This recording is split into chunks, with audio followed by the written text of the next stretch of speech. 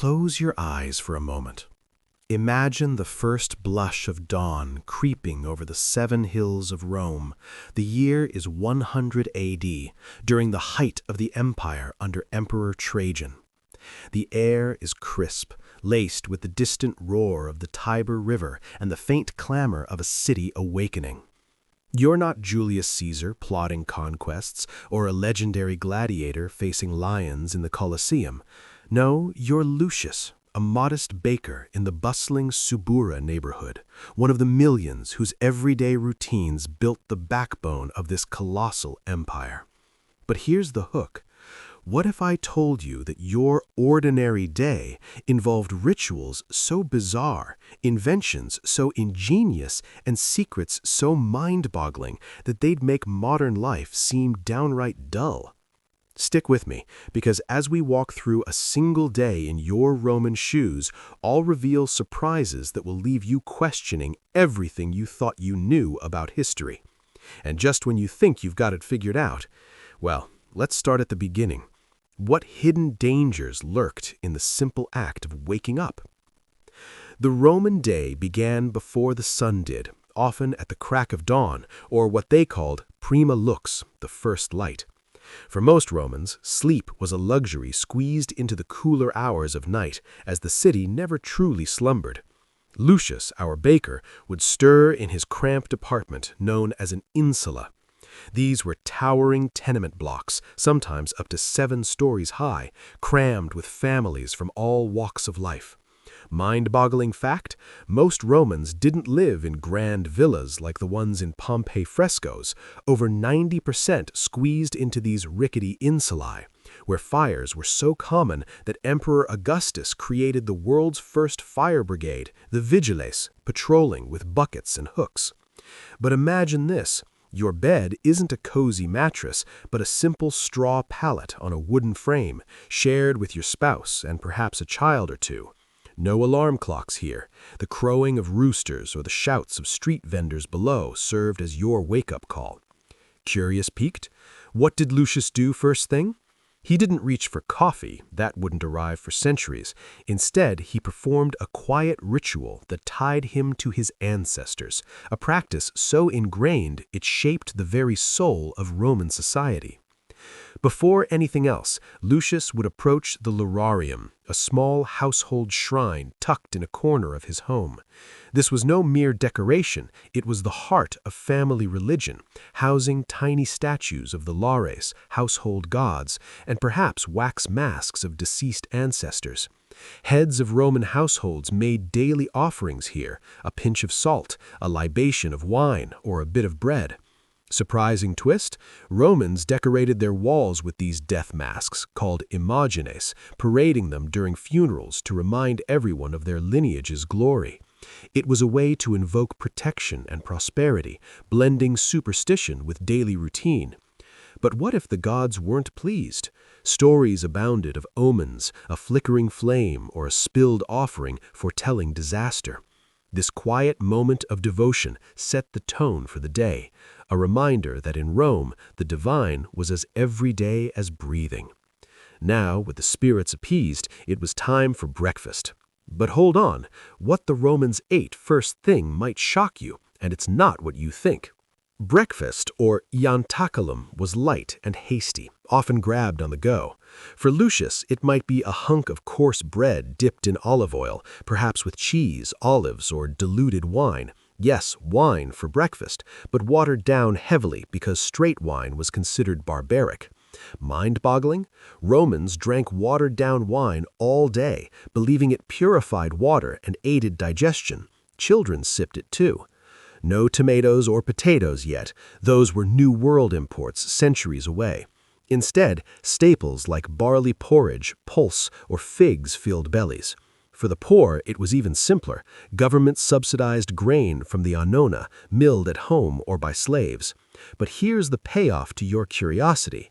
Wealthy Romans might indulge in exotic treats like dormice fattened on acorns or snails. But for most, breakfast was fuel for the grind ahead.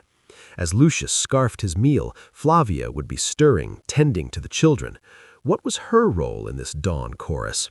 You might assume women were sidelined, but the reality is far more intriguing and empowering than myth suggests. Flavia's day started with the home, but Roman women weren't confined like in some ancient cultures.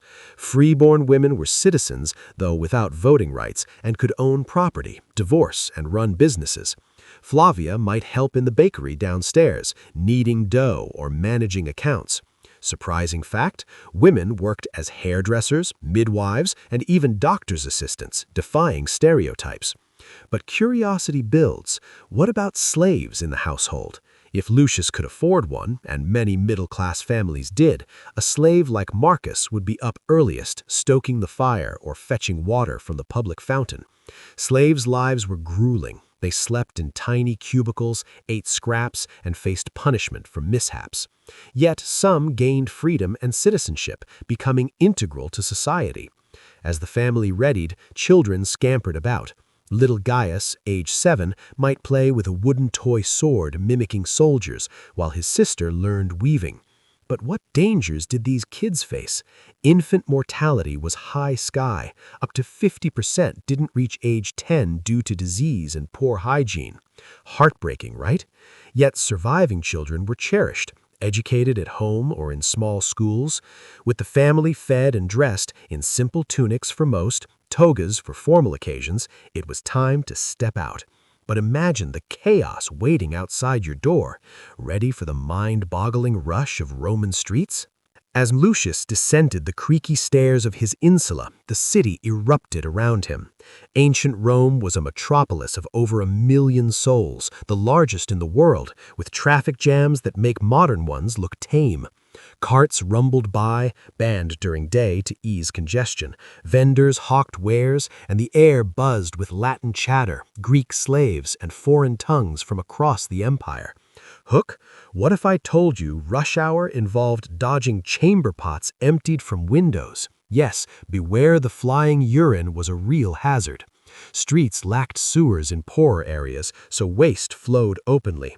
But payoff, ingenious aqueducts brought fresh water to fountains where people queued with buckets, a social hub for gossip and gossip. Lucius headed to his bakery, one of countless shops lining the streets. Occupations varied wildly. Farmers, most Romans were rural, soldiers, artisans, teachers, even fast food vendors selling sausages from thermopolia counters. Mind-boggling? Urine was collected in pots for laundries, as its ammonia cleaned clothes better than soap. Lucius fired up his oven, baking panis loaves stamped with his mark to prevent fraud. Work hours? Dawn to noon for most, a 6-hour day, leaving afternoons free. Envy that, modern workers? But for slaves in mines or fields, it was brutal, sun up to sundown. Meanwhile, Flavia might visit the market, the Forum Boarium for cattle or the Macellum for produce.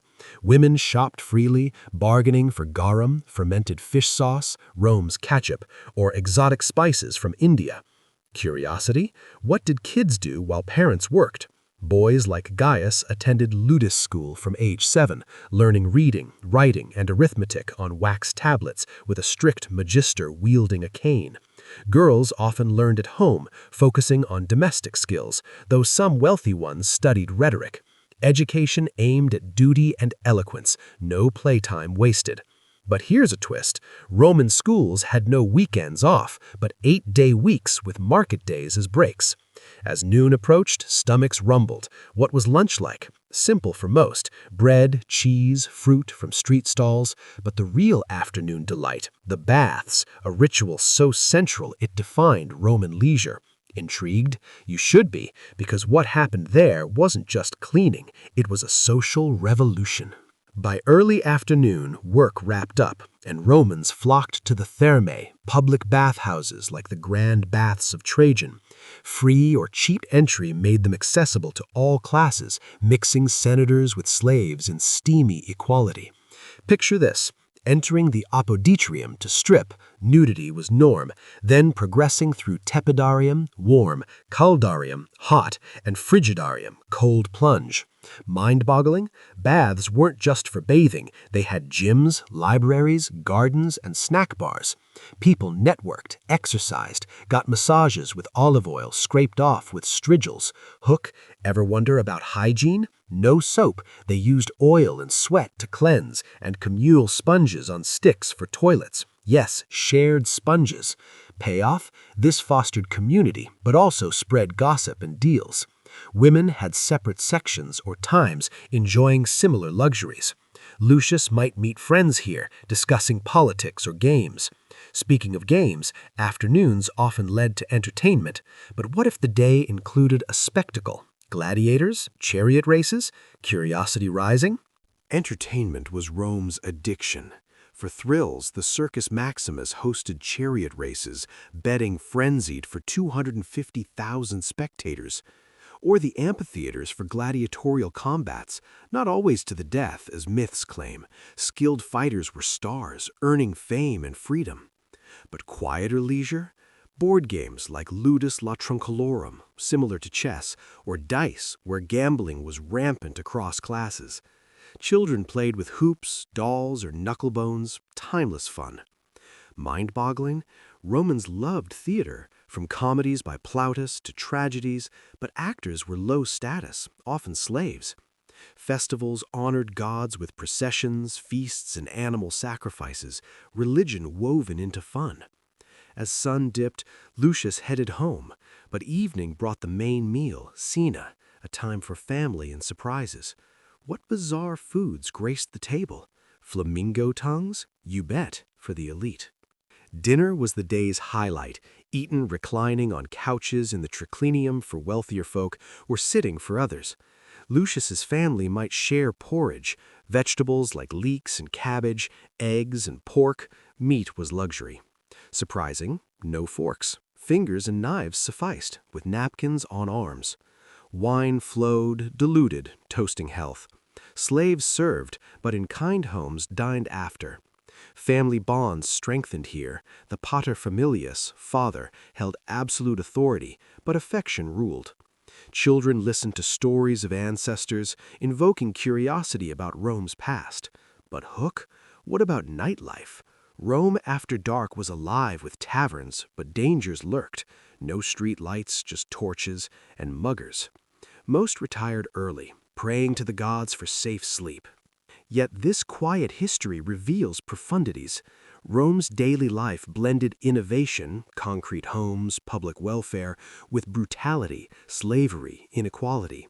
Mind-boggling contrasts, communal baths promoting hygiene while streets reeked of waste. Education fostering orators while many remained illiterate. Women's relative freedoms foreshadowed modernity. Children's games echoed ours. As night fell on Lucius's world, one question lingers. How did these routines forge an empire lasting centuries? The answer lies in the quiet resilience of daily life, a tapestry of hooks, payoffs, and endless curiosity. But wait, we've only scratched the surface. Imagine delving deeper into a slave's hidden rebellions or a woman's secret business empires.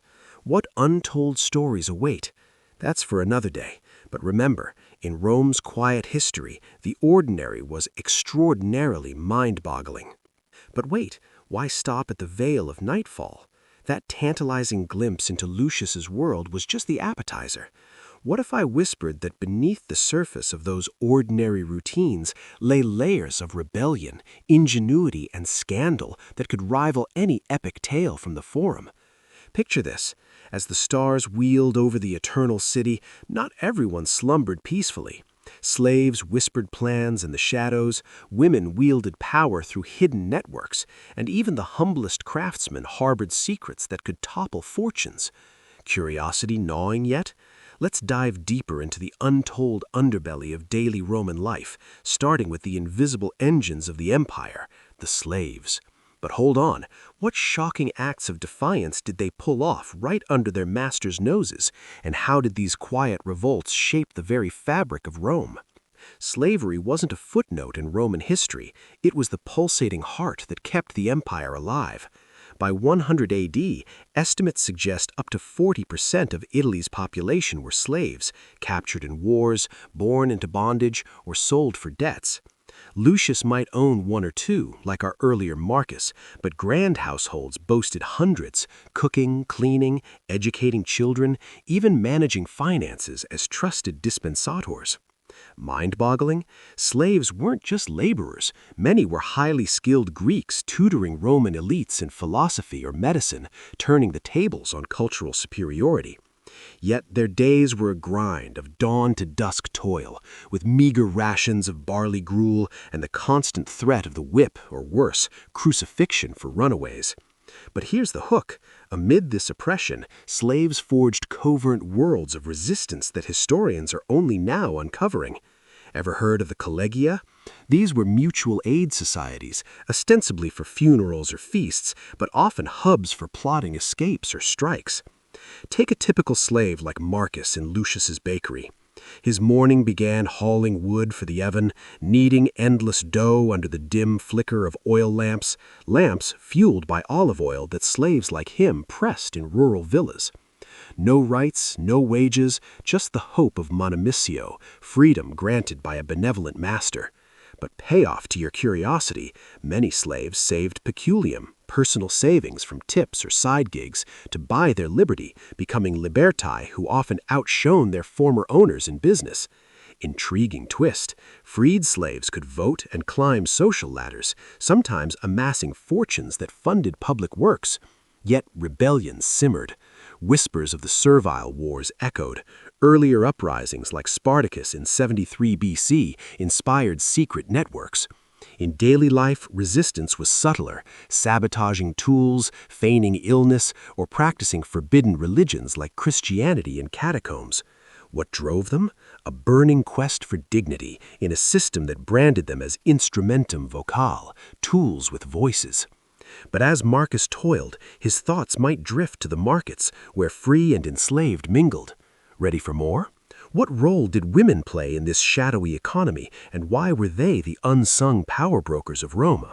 Shift your gaze to Flavia, Lucius's wife, as she navigates the afternoon forum.